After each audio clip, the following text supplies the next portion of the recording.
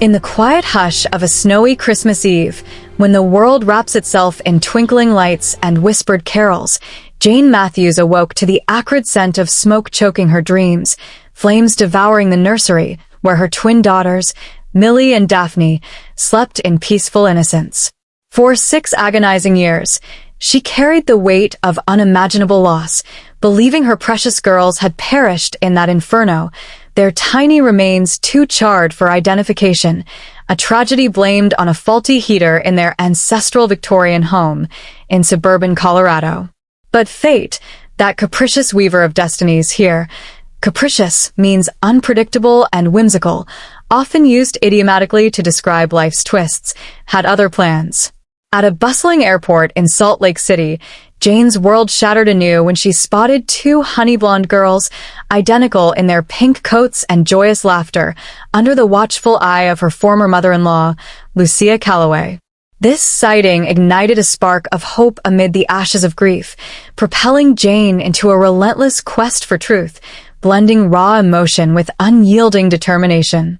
As we delve into this tale, inspired by real historical accounts of parental abductions and faked deaths, such as the infamous cases in the 19th century American West where families staged tragedies to claim inheritances or escape debts, we'll explore themes of resilience, deception, and redemption.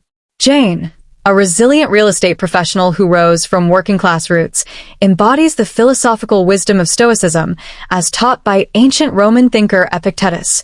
It's not what happens to you, but how you react to it that matters. Her journey teaches us that trauma can forge unbreakable strength, much like how English learners build vocabulary through persistent practice, turning unfamiliar words into tools for expression. Vividly, we see Jane gripping her steering wheel on that deserted road, staring at the barren plot where her family home once stood, her boots crunching on frozen ground as memories flood back. The divorce from Royce during her pregnancy, the financial strains of raising twins alone, her medical condition preventing breastfeeding and forcing costly formulas.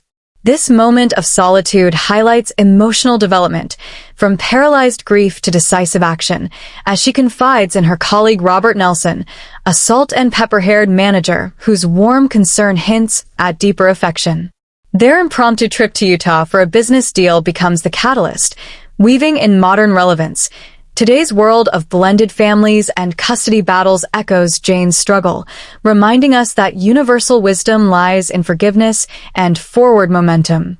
Philosophically, it draws from Eastern teachings like Buddhism's impermanence, urging us to release attachments to pain. As Jane packs her suitcase, touching the acrylic keychain with her twins' photo, Millie at 5 pounds 3 ounces, Daphne at 5 pounds 7 ounces, born May 10th, she feels anticipation stir, a rare emotion after years of minimalism in her Denver apartment. At the airport, the sighting of the girls playing spins her into turmoil, their ponytails and giggles mirroring lost memories. Confronting Lucia, whose silver bob and wool coat exude old money disdain, Jane faces barbs about her career and childlessness, yet Lucia's feigned ignorance of the fire raises red flags. Spotting Royce in his luxury car, embracing the girls, propels Jane and Robert into a tense taxi pursuit, the meter ticking like a heartbeat of suspense. This chase, reminiscent of historical pursuits in frontier justice tales, underscores the idiom, blood is thicker than water, meaning family bonds endure despite deceit. As they arrive at Royce's opulent Utah mansion, gathering intel from gardener Ed Wilson about the girls' boarding school in Nevada and exotic orchid collection, Jane's suspicions solidify. Calling 911, she whispers her fears, drawing parallels to real cases like the 1980s Lindbergh kidnapping echo, where wealth enabled elaborate covers. The confrontation escalates. Royce denies, Lucia deflects, but a guard's confession cracks the facade, revealing the staged fire and planted remains.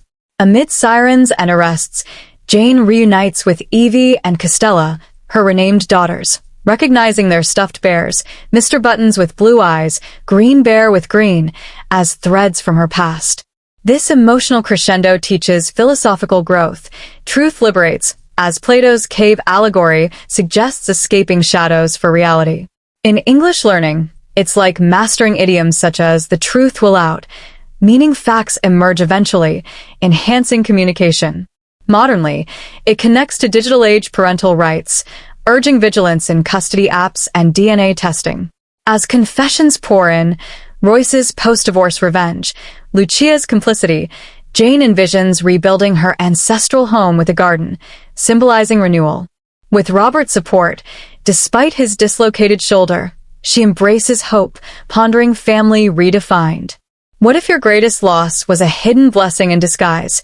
How might embracing uncertainty transform your own path to healing and growth? Years of silent suffering had etched deep lines into Jane's once youthful face, a testament to the philosophical notion that adversity sculpts character. Much like how English idioms evolve from historical contexts to convey timeless truths. Drawing from true events, such as the 1920s cases of child abductions masked as accidents during America's Prohibition era, where bootleggers faked deaths to evade authorities, Jane's story unfolds as a modern parable of perseverance. Her decision to sell the barren Colorado land, once a generational heirloom built by her grandparents, marks a pivotal emotional shift, from clinging to ghosts to embracing reinvention. Whispering to the empty plot, "I should have rebuilt years ago," she confronts the idiom, "let sleeping dogs lie," meaning to avoid stirring old troubles, but chooses instead to awaken her dormant dreams. With Robert, whose managerial poise hides a compassionate heart, they discuss renters' horrors and her entrepreneurial aspirations, blending vivid character moments, his casual invitation to join the Utah trip, her hesitant acceptance, sparking unacknowledged romance. Philosophically, this echoes Aristotle's eudaimonia, flourishing through virtuous action, teaching that grief's alchemy turns pain into purpose. For English learners, note alchemy as a metaphor from medieval chemistry, symbolizing transformation, useful in narratives. As they board the plane, Jane reviews property details, her mind drifting to Royce's betrayal, divorcing her at 5 months pregnant for refusing to quit her career, a nod to historical women's rights struggles like those in the suffrage movement. At Salt Lake City Airport, amid holiday bustle, the girls' antics near baggage claim, spinning, giggling on suitcases, evoke Jane's involuntary smile, then shock upon recognizing Lucia. Emotional development peaks in her frantic backward attempt on the travelator, ignoring etiquette, symbolizing desperation's override of norms. Robert's steadying hand represents supportive alliances, a universal wisdom in leaning on others during crises. Modern relevance ties to airport security and family reunifications in immigration stories, where technology aids lost connections. Confronting Lucia, Jane's polite facade crumbles under cruel jabs. Most people would be home with their families, exposing class divides, reminiscent of 19th century novels like Dickens' works on social inequality. Lucia's denial of the fire knowledge fuels suspicion, her defensiveness about the girls, perhaps Mark's or friends, heightening tension. Spotting Royce's arrival, his embraces with the twins paint a facade of perfection, shattering Jane's composure. The taxi chase, bribing the driver double fare, mirrors historical pursuits in Wild West lore, where justice was self-sought. As suburbs give way to secluded estates, the meters climb parallels mounting stakes, Robert postponing his dinner meeting, showcasing loyalty. At the mansion, hiding behind evergreens, they intercept Ed, whose revelations about the girls' Nevada boarding school and orchid love confirm separations to avoid detection. Jane's 911 call, detailing suspicions, invokes real protocols from Amber Alert systems, born from 1990s tragedies. Watching Royce greet Ed, the girls' lawn race, Jane affirms their resemblance, her chin, hair movements whispering, "Those are my babies." The guard's wrenching of Robert's arm during confrontation embodies physical tolls of truth-seeking, while Royce's denials and subtle gestures summon security. Sirens herald police arrival, Captain Reeves intervening as Royce gestures threats. Jane's desperate call to the girls, "I'm your real mother," amid Lucia's dismissals highlights philosophical teaching, identity's fluidity, like Heraclitus River, you can't step in twice. In English, idioms like cat out of the bag, revealing secrets, apply to the guard's confession of staging the fire with manipulated electrics and planted remains. Arrests follow, DNA tests confirm, weaving modern forensics with historical fraud detections. Reuniting, recognizing bears, Jane promises a garden home, Robert suggesting rebuilding. This journey imparts wisdom. Forgiveness frees, as Mandela's post-apartheid philosophy shows. For learners, practice phrases like, turn over a new leaf for renewal. As processes unfold, Jane envisions challenges, adjusting names, therapies, but embraces hope, Robert's honor to help signaling new beginnings. How can confronting your deepest deceptions lead to the profoundest personal liberations in your life? The revelation that her twins lived, hidden in a web of lies spun by wealth and vengeance, thrust Jane into a vortex of vindication and vulnerability, echoing historical precedents like the 18th century European child-swapping scandals among nobility to secure lineages. Philosophically, it invokes Kant's categorical imperative, act only according to maxims you can will universal. Royce's deceit fails this, teaching ethical integrity's necessity. Jane's emotional arc, from airport shock to mansion standoff, vividly captures resilience's grit, her trembling hands on the keychain, whispering, time to keep you closer, symbolize reclaimed bonds. For English learners, vortex means a swirling mass, idiomatically a chaotic situation, enhancing descriptive prowess. Modernly, it relates to true crime podcasts exposing family secrets, urging digital literacy in verifying identities. As police secure the scene, Captain Reeves reviews forged documents, Nevada births clashing with Denver records, Jane's keychain details matching exactly exposed fraud. The guard's plea for protection, confessing the abduction and arson, unravels the plot. Royce's post-divorce regret, hiring men to fake deaths with animal remains, a tactic from historical forensic evasions. Lucia's role, housing them in Nevada, underscores complicity's corrosion, drawing from Shakespearean betrayals in King Lear. Vividly, the twins' confusion, wide eyes amid violence, tugs heartstrings, Jane's plea piercing the chaos. Robert's pain tolerance, clutching his arm yet standing firm, exemplifies sacrificial friendship, a universal wisdom in companionship's power. At the station, confessions detail motivations, Royce's mommy boy ties, class snobbery against Jane's background, paralleling historical class wars like the French Revolution's appendings. Dr. Wilson's gentle explanations to the girls, using age-appropriate terms, highlight therapeutic approaches, modernly relevant in child psychology apps. Jane's breakdown, Robert's embrace, mark emotional catharsis, philosophical release as in Nietzsche's, what doesn't kill you makes you stronger. Reuniting, the girls' questions, you're our real mom?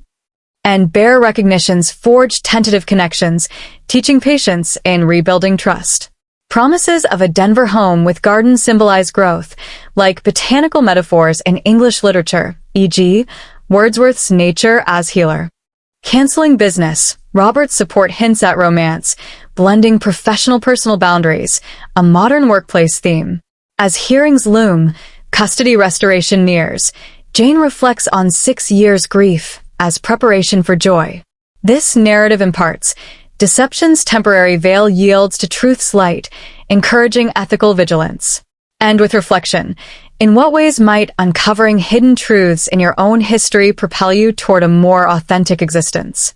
From the ashes of deception rose a phoenix of family reunion, Jane's story mirroring mythological rebirths and historical survivals like Holocaust hidden children rediscovered post-World War II.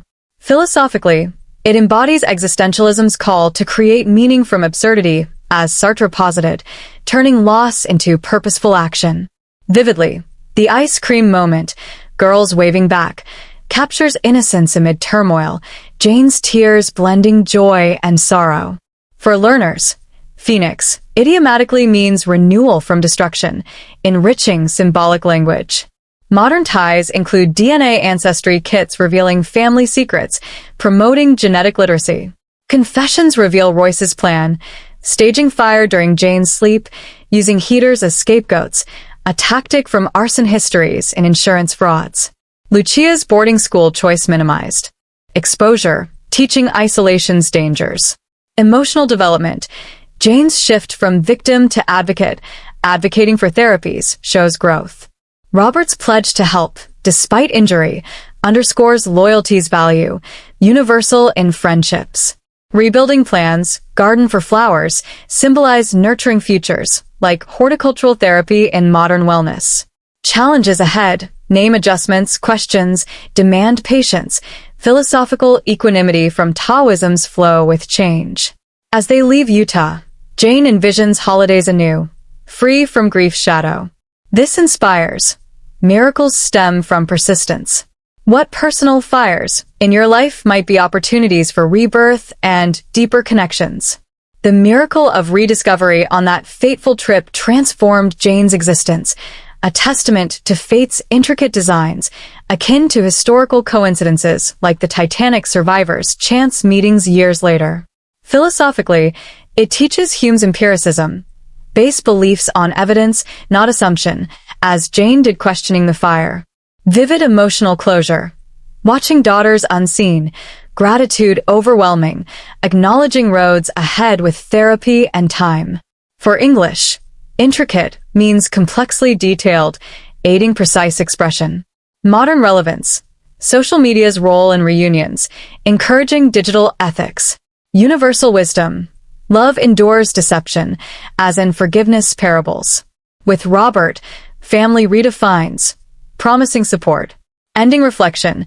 How might embracing life's unexpected turns lead to your own profound miracles and wisdom?